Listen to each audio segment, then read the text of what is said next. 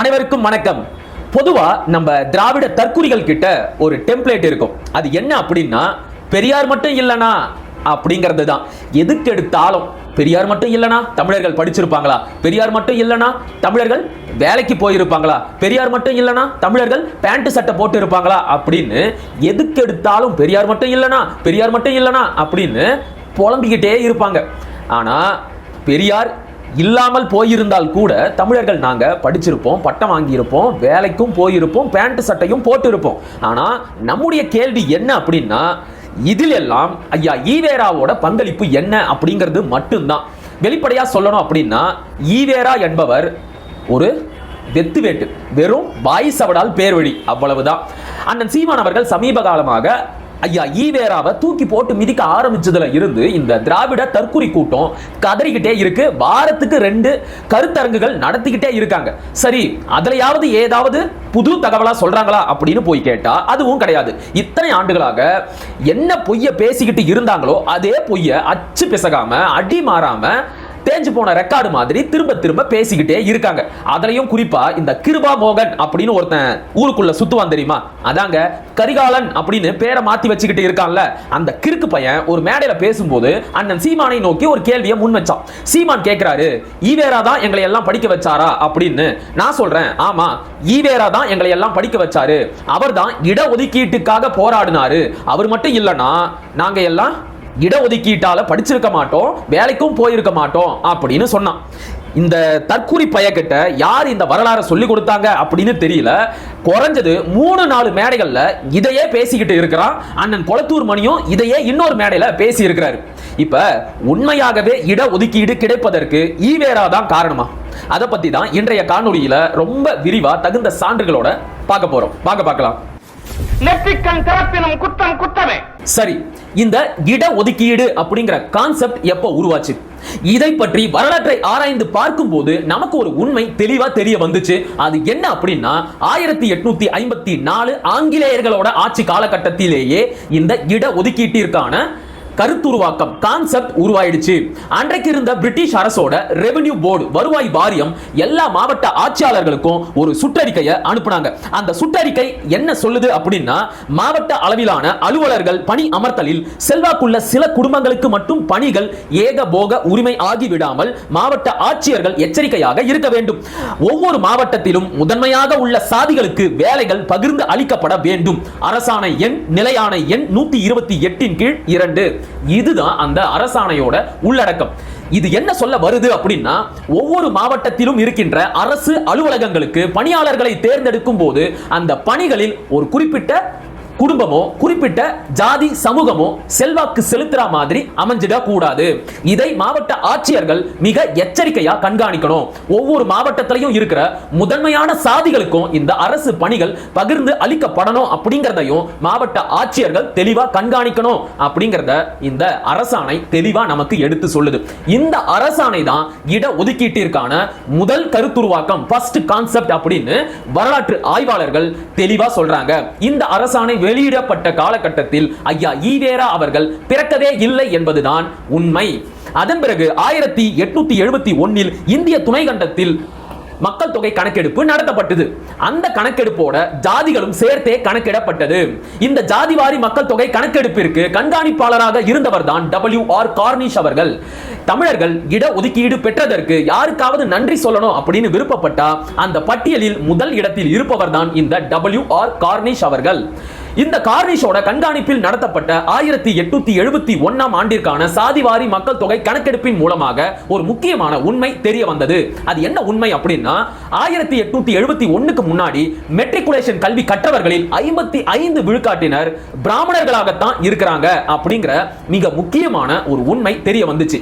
இந்த கணக்கெடுப்பை அடிப்படையா வச்சுக்கிட்டு WR கார்னிஷ் அவர்கள் ஒரு முக்கியமான கருத்தோட சேர்த்து தான் அந்த மக்கள் தொகை கணக்கெடுப்பையே வெளியிட்டார். அது என்ன முக்கியமான கருத்து கருத்து அப்படின்னா, நாட்டின் முன்னேற்றம் தொடர்பான எந்த ஒரு செய்தியையும் பார்ப்பன கண்ணாடி போட்டுக்கொண்டு பார்க்க கூடாது. அரசின் உண்மையான கொள்கை அரசு அலுவலர்கள் எண்ணிக்கையில் பார்ப்பனர்களுக்கு வரம்பு கட்டுவதாகவும், பார்ப்பனர் அல்லாத இந்துக்கள் மற்றும் முஸ்லிம்கள் அரசு அலுவலகத்திற்குள் நுழைவதை ஊக்கப்படுத்துவதாகவும் இருக்க வேண்டும். எந்த ஒரு சாதிக்கும் தனி முக்கியத்துவம் கொடுப்பதாக இருக்கக்கூடாது. Report on the census of the Madras presidency 1871 volume 1 page number 197. இதே வரலாற்று குறிப்பு ஐயா வீரமணி அவர்களால் எழுதப்பட்ட வகுப்புரிமை வரலாறு அப்படிங்கிற புத்தகத்திலையும் தெளிவா குறிப்பிடப்பட்டிருக்கு. இது இட ஒதுக்கீடு தொடர்பான கருத்துருவாக்கத்தில் மிக முக்கியமான ஒரு கருத்தா பார்க்கப்படுது. அதாவது கார்னிஷ் என்ன சொல்றாரு அப்படின்னா, பிரிட்டிஷ் அரசு நாட்டோட முன்னேற்றத்தை பார்ப்பன கண்ணாடி போட்டுக்கிட்டு பார்க்க கூடாது.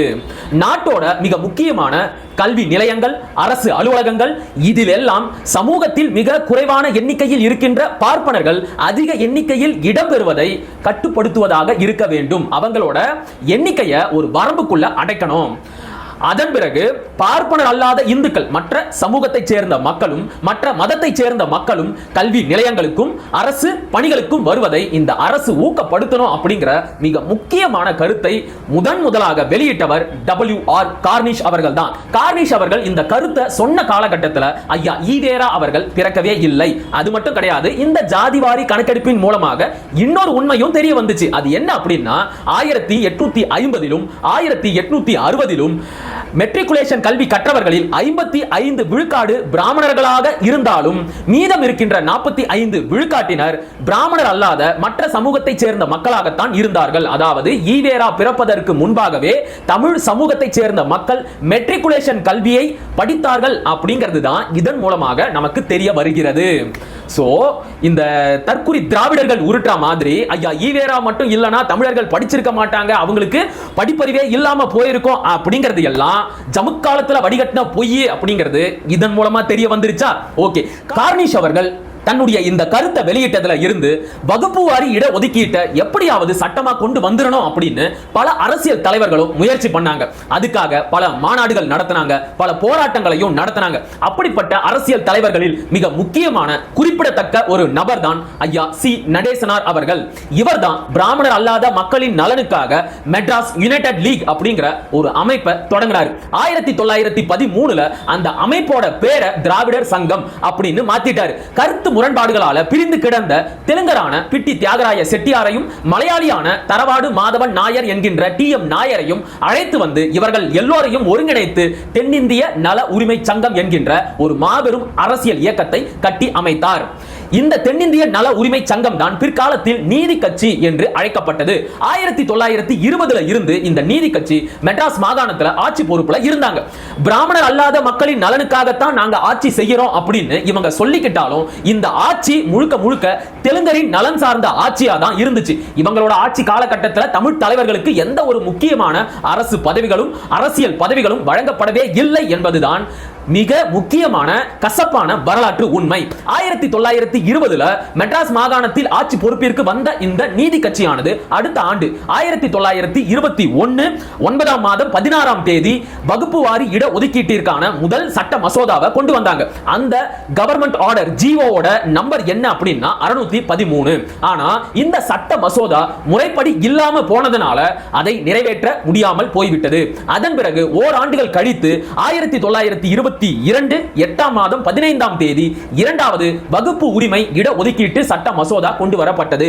இதுவும் கூட சரியானபடி இல்லாம போனதனால அதை சட்டமன்றத்தில் நிறைவேற்ற முடியாமல் போய்விட்டது.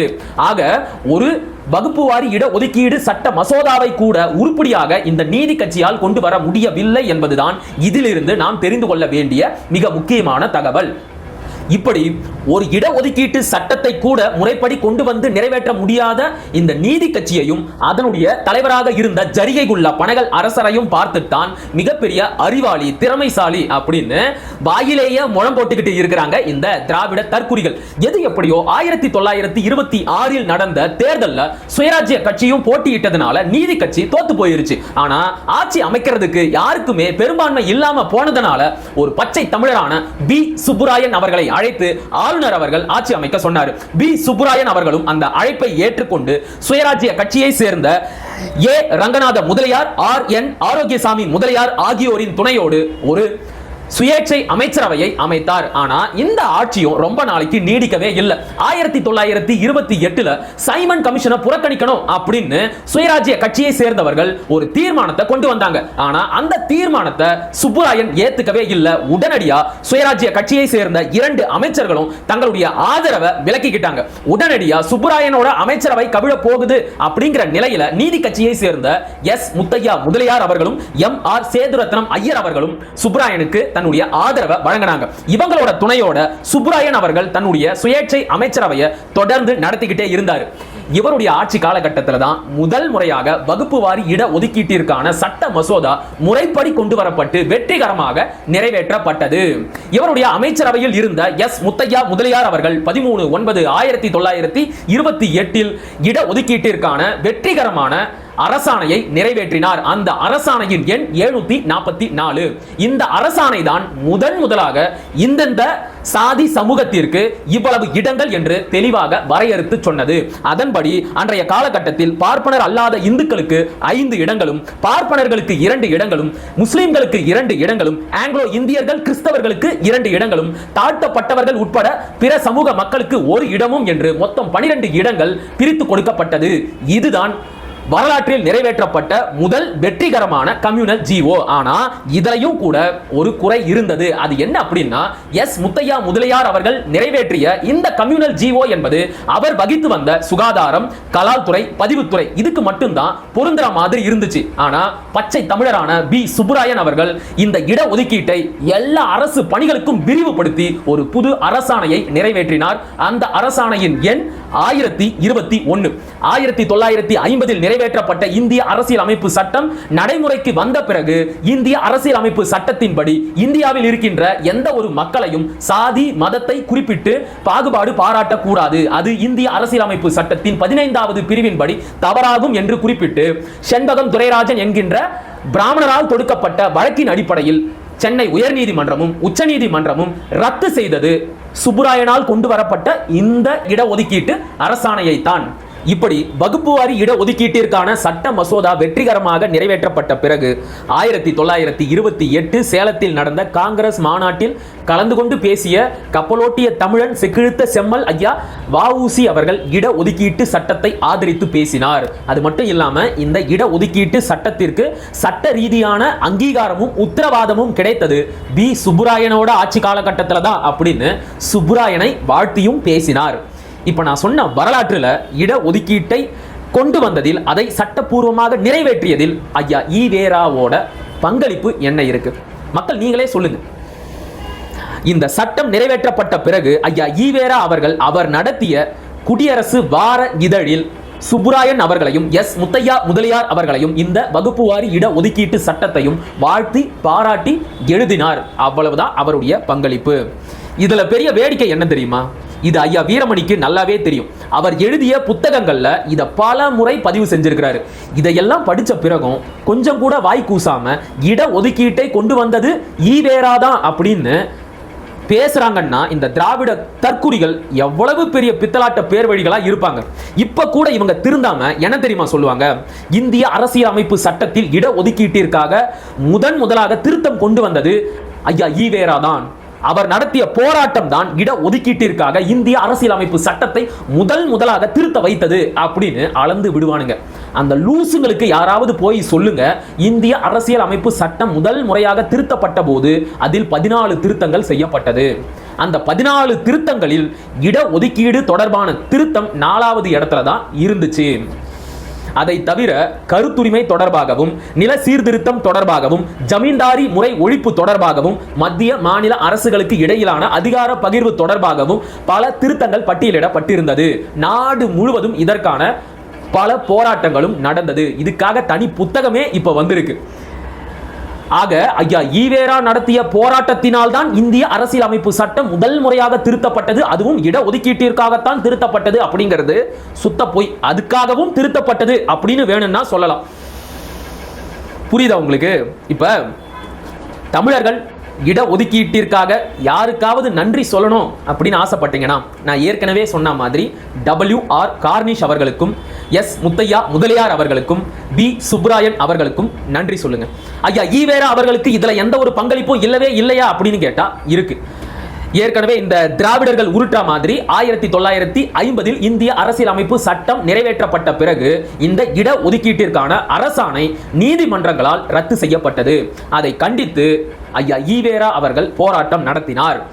இட ஒதுக்கீட்டிற்கான திருத்தமும் இந்திய அரசியலமைப்பு சட்டத்தில் மேற்கொள்ளப்பட்டது. இதற்காக அவரை நாம் பாராட்டுவோம். அவருடைய பங்களிப்பிற்காக நிச்சயமா நாம அவரை பாராட்டியே ஆகணும். அதுக்காக மட்டும்தான் பாராட்டணும். அதை விட்டுட்டு எல்லாத்துக்கும் அவர் தான் காரணம் அப்படின்னு பேசக்கூடாது. வரலாறு என்பது எப்போதும் தனி ஒரு மனிதர்களால் உருவாக்கப்படுவது கிடையாது. அப்படி உருவாக்கப்பட்ட வரலாறு என்பது உண்மையாக இருக்காது. வரலாறு என்பது ஒரு சமூகத்தின் விளைச்சல். இந்த சமூகத்தில் இருக்கிற ஒவ்வொரு மனிதனும் ஒரு வரலாற்றை உருவாக்க பங்களிப்பு செய்வான். ஆக எல்லாருடைய பங்களிப்பையும் எல்லாருடைய உழைப்பையும் நாம போற்றி புகழ்ந்து பாராட்டியே ஆகணும். இல்ல நாங்க ஒருத்தரை மட்டும்தான் எல்லாத்துக்கும் முன்னிறுத்துவோம் அப்படின்னா அதுக்கு பேரு வரலாறு கிடையாது, பித்தலாட்டம். சரியா? இதுதான் இட ஒதுக்கீட்டின் முழுமையான வரலாறு. உறவுகள், நீங்க இதை தெளிவா தெரிஞ்சுக்கிட்டு இருப்பீங்க அப்படின்னு நினைக்கிறேன். இதை பற்றி உங்களுடைய கருத்துக்களை கீழே கமெண்ட் பாக்ஸ்ல தெரிவிங்க. மீண்டும் அடுத்த காணொலியில் சந்திப்போம். அதுவரை இணைந்திருங்கள். இது உங்கள் நெற்றிக்கண். நான் உங்கள் மகிழன். படிப்போம், பகிர்வோம், பயன்பெறுவோம், கற்போம், கற்பிப்போம், களமாடுவோம். தமிழ் வெல்க, தமிழர் வாழ்க, தமிழ்நாடு வளர்க, தமிழ் தேசியம் மலர்க, மலர்க, மலர்க. நன்றி, வணக்கம்.